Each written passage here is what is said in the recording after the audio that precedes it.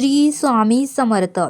समर्थ म्हणतात की कितीही तीर्थयात्रा करा, काशीला जा, रामेश्वरला जा, पंढरपूरला जा, आळंदीला जा, देहूला जा, पण जर तू माणसामध्ये देव बघितला नाही तर तीर्थयात्रा करून काहीच उपयोग नाही. पण जर तू माणसामध्ये देव बघितला नाही तर कितीही तीर्थयात्रा केल्या तरी काहीच उपयोग नाही, असं समर्थांनी आपल्याला इथे सांगितलं. म्हणून समर्थ म्हणतात की दगडाच्या मूर्तीमध्ये देव दिसतो. म्हणून समर्थ म्हणतात की तुम्हाला दगडाच्या मूर्तीमध्ये देव दिसतो, पण चालत्या फिरत्या माणसामध्ये देव दिसत नाही.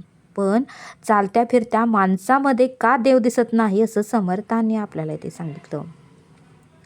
म्हणून समर्थ म्हणतात की घरामध्ये सासू सासरे आई वडील यांना दुःख देऊन तीर्थयात्रा करता. घरामध्ये सासू सासरे आई वडील यांना दुःख देऊन तुम्ही तीर्थयात्रा करता, याचा काहीच उपयोग नाही. त्यांना न दुखवता त्यांची सेवा करणे, त्यांना न दुखवता त्यांची सेवा करणे म्हणजेच माझी सेवा केल्यासारखंच आहे, म्हणजेच माझी सेवा केल्यासारखं आहे.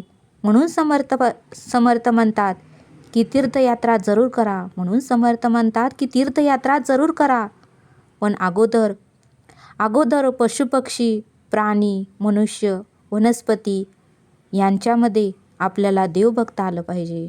म्हणून अगोदर पशुपक्षी, प्राणी, मनुष्य, वनस्पती यांच्यामध्ये आपल्याला देव बघता आलं पाहिजे, असं समर्थांनी आपल्याला इथे सांगितलं. म्हणून समर्थ म्हणतात की एकदा का व्यक्तीमधला आत्मा निघून गेला तर त्या व्यक्तीला घरी ठेवत नाहीत. मग ती व्यक्ती कितीही सुंदर असली तरी त्या व्यक्तीला प्रेत हे नाव दिलं जातं आणि तिला अगोदर मशानभूमीत न्या असं म्हणलं जातं. म्हणून समर्थ म्हणतात की प्रत्येक व्यक्तीच्या चेहऱ्यावरील तेज हे त्या व्यक्तीच्या मधील आत्म्यामुळेच येते. म्हणून समर्थ म्हणतात की आत्मा निघून गेला की त्या व्यक्तीचं नाव बदललं जातं, त्या व्यक्तीला प्रेत म्हणलं जातं, असं समर्थांनी आपल्याला इथे सांगितलं. म्हणून समर्थ म्हणतात की प्रत्येकामध्ये आत्मा आहे, प्रत्येकामध्ये ईश्वर आहे. माणसामध्ये आपल्याला देव बघता आला पाहिजे. तुम्ही तीर्थयात्रा जरूर करा, पण मनुष्याला दुःख देऊन तीर्थयात्रा करून काहीच उपयोग नाही, असं समर्थांनी आपल्याला इथे समजावून सांगितलं.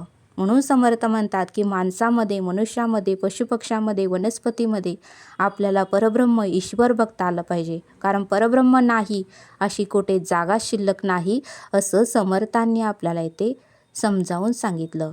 श्री स्वामी समर्थ. जय जय स्वामी समर्थ.